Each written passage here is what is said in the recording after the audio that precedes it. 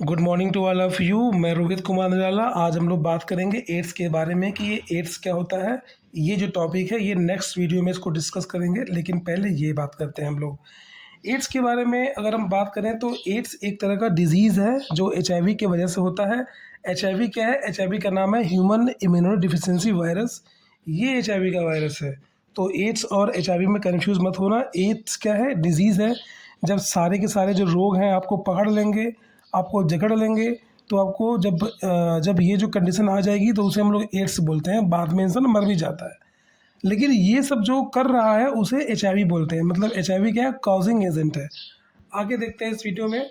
ये HIV virus के बारे में है, थोड़ा सा जानकारी होना चाहिए कि जो एचआईवी वायरस है ये उसका आरएनए है, ये रिवर्स ट्रांसक्रिप्टेज है। ये रेड वाला रिवर्स ट्रांसक्रिप्टेज है। ये जो दिख रहा है आपको ये लिपिड मेम्ब्रेन्स है, और ये ग्लाइकोप्रोटीन 120, यहाँ पर ये GP41। तो इतना ही स्ट्रक्चर्स आपको याद करना है, इतना ही सफिशिएंट है। अब इसके बारे में थोड़ा सा आगे हम लोग देखते हैं। आगे देखते हैं कि अगर आप किसी भी इंसान को अगर एचआईवी हुआ है तो कुछ ऐसे लक्षण उसको दिखाई दे सकते हैं। अगर ज़्यादा हुआ है या कम हुआ है, कुछ ऐसे भी लक्षण उसको हो सकते हैं। ये तो होने के बाद के लक्षण हैं।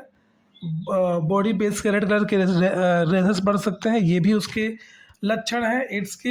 या फिर इस तरह से कोई इंसान है, काफ़ी जवान है, स्मार्ट है, लेकिन बाद में ऐसा बूढ़ा हो जाता है बहुत जल्दी और मर जाता है, ये भी उसका एक लक्षण है एचआईवी का। और यहाँ पर देखते हैं फिर वो धीरे धीरे इंसान सूखते सूखते वो मर जाता है। तो ये जो कंडीशंस है इसे ही हम लोग क्या बोलते हैं? एड्स बोलते हैं। ये जो कंडीशंस है एड्स है, ये एड्स है। ये सारे जो कंडीशंस है एड्स है, और इसको फैलाने वाला जो है वो है एचआईवी। इसके वजह से एड्स हमें हो जाता है। तो हम लोग आगे चलते हैं नेक्स्ट स्लाइड में।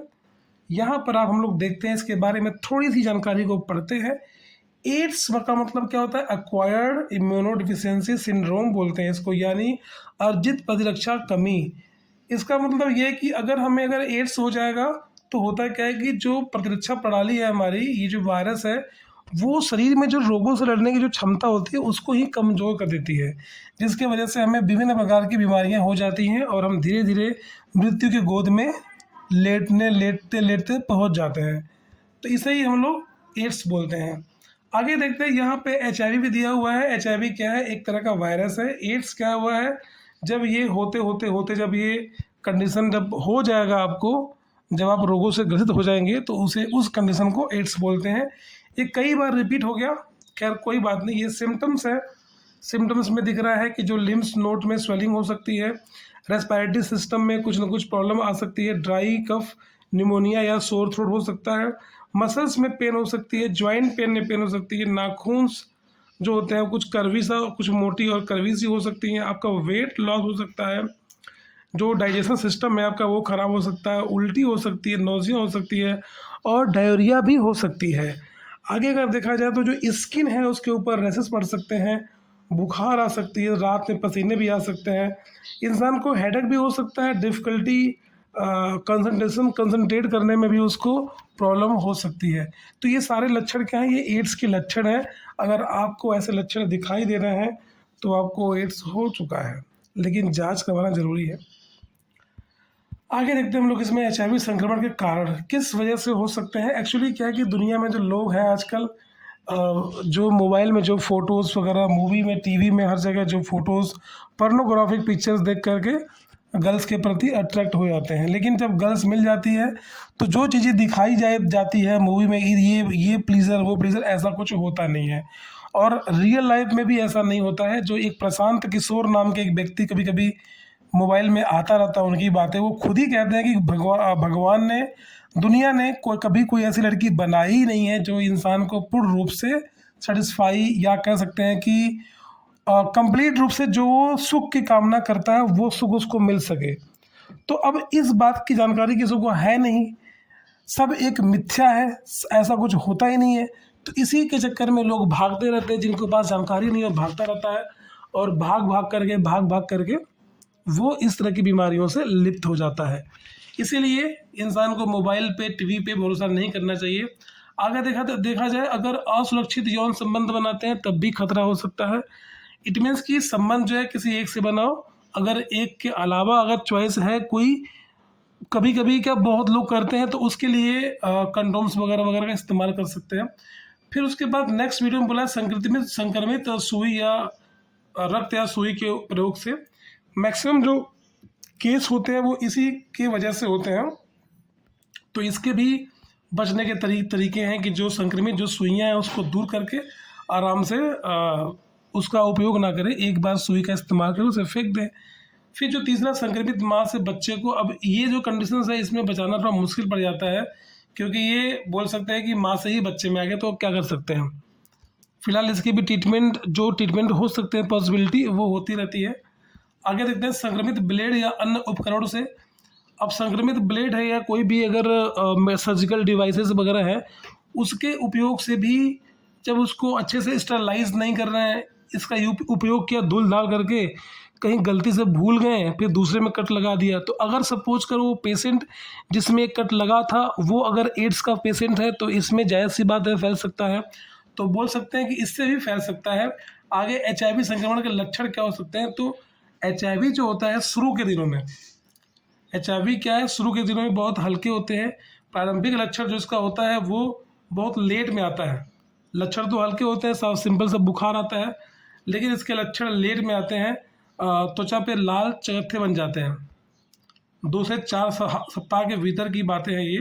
त्वचा पे रेडनेस चली जाती है। उसके बाद अगर बात करें, थकान व कमजोरी फील होती है, इंसान थका थका सा फील होता है, सिर में दर्द बना रहता है और गले में खराश हो जाती है।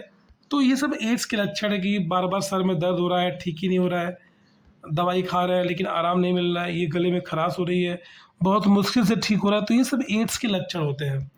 आगे चलते हैं, इस वीडियो में आगे देखते हैं कि बाद के लक्षण क्या हो सकते हैं।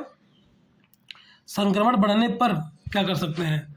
संक्रमण अगर जब बढ़ने लगते हैं तो जो वजन है वो तेजी से घटता है, लंबे समय तक दस्त जो है बना रहता है, दवा का इफेक्ट काम नहीं करता है, रात में अत्यधिक पसीना होता है, बार बार संक्रमण जैसे TB, निमोनिया ये सब होते रहते हैं, याददाश्त में कमी आ जाती है, इंसान मानसिक रूप से कमज़ोर भी होने लगता है। अगर HIV से संक्रमित व्यक्ति कई सालों तक बिना किसी लक्षण के रह सकता है, लेकिन वह वायरस फैला सकता है। इसमें कहा गया है कि कोई भी इंसान अगर उसको HIV हुआ है, वो काफ़ी स्ट्रॉन्ग है, उसकी जो इम्यूनिटी पावर है बहुत अच्छी है, तो वो कई साल तक बिना लक्षण के भी रह सकता है। लेकिन इसका मतलब ये नहीं है कि वो किसी को फैलाएगा नहीं, सबको वो फैलाता जाएगा, जहाँ जहाँ जाएगा वो जहर का बीज जो है HIV छोड़ता जाएगा वो। आगे देखते हैं हम लोग, एड्स का अंतिम लक्षण क्या होता है। अगर बात करें अंतिम लक्षण की, तो जब HIV के कारण प्रतिरक्षा प्रणाली पूरी तरह नष्ट हो जाती है, व्यक्ति एड्स के स्टेज में पहुंच जाता है, उस क्षण में निम्नलिखित गंभीर बीमारी हो सकती है।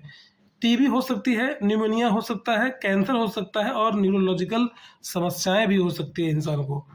ये जो मैंने डाटा लिया है इंटरनेट से, ये कैंसर का लक्षण है, तो आपको कैंसर भी हो सकते हैं, और TB तो आम बात है, एड्स में TB हो ही जाता है। अब एड्स की जांच के बारे में बात करें, इसकी जांच बहुत ज़रूरी है। जो एलिसा जो टेस्ट करते हैं, जिसको बोलते हैं कि एंजाइम लिंक इम्यूनोसॉर्बेट, इससे बोलते हैं, ये HIV एंटीबॉडी की जांच करता है बॉडी के अंदर। ये कुछ ऐसा ही होता है, एलिसा टेस्ट कुछ ऐसा ही होता है। आगे देखते हैं वेस्टर्न ब्लड टेस्ट क्या होता है। ये एलिसा टेस्ट की पुष्टि करता है। जो वेस्टर्न ब्लड टेस्ट है वो एलिसा टेस्ट की पुष्टि करने के लिए करते हैं। ये कुछ ऐसा होता है। आगे देखते हैं PCR टेस्ट क्या होता है। पॉलीमरेज चेन रिएक्शंस बोलते हैं इसको। शरीर में HIV मात्रा की जो मात्रा होती है, हमारे बॉडी में जो HIV है कितनी मात्रा में है, उसको मापने के लिए PCR टेस्ट करते हैं। इसका नाम है पॉलीमरेज चेन रिएक्शंस। तो ये सब जांचें हैं जो एड्स के लिए करते हैं। एक और जांच है जिसको बोलते हैं CD4 काउंट बोलते हैं। प्रतिरक्षा कोशिकाओं की संख्या को मापने के लिए करते हैं कि जो रोगों से जो लड़ रही है वो जो संख्याएं हैं सेल्स की, वो कितनी है, उसको माप करने के लिए हम लोग CD4 काउंट का इस्तेमाल करते हैं। तो ये एड्स की जांचें कौन कौन सी हो गई। एड्स की जांच जो हो गई, एलिसा टेस्ट हो गई। इसको एक बार फिर से इसको ऐसे देख लेते हैं, इसको याद करना है आपको। एलिसा टेस्ट से जांच कर सकते हैं। ये HIV एंटीबॉडी जो शरीर में डेवलप हुए हैं, ये उनकी जांच करता है कितने बने हैं। दूसरा वेस्टर्न ब्लड टेस्ट, ये जो एलिसा टेस्ट है उसकी पुष्टि करने के लिए होता है। PCR टेस्ट का मतलब होता है पॉलीमरेज चेन रिएक्शंस। ये शरीर में HIV वायरस की मात्रा को मापता है। CD4 काउंट की बात करेंगे तो प्रतिरक्षा कोशिकाओं की संख्या को मापने के लिए ही होता है। आगे हम लोग नेक्स्ट स्लाइड में बात करते हैं क्या होता है, एड्स का इलाज कैसे कर सकते हैं। तो एड्स के इलाज के बारे में बात करते हैं तो जो HIV अब तक का कोई अस्थायी इलाज नहीं है, लेकिन ART जो दवा आती है, एंटी रेट्रोथेरेपी बोलते हैं उसको खाने से जो संक्रमण है उसको हम लोग नियंत्रित कर सकते हैं। या फिर ART थेरेपी के फायदे भी होते हैं कि वायरस की जो वृद्धि है उसको धीमा कर सकता है, व्यक्ति को स्वस्थ रखता है, और एड्स की जो कंडीशंस है इट मीन्स कि तमाम बीमारियों से वो जो ग्रसित हो गया उससे बचने में फ़ायदा मिल जाता है। हालांकि आएगा ज़रूर, वो एड्स के स्टेज में पहुंचेगा ज़रूर, इसे कोई रोक नहीं सकता, लेकिन लेट हो सकता है।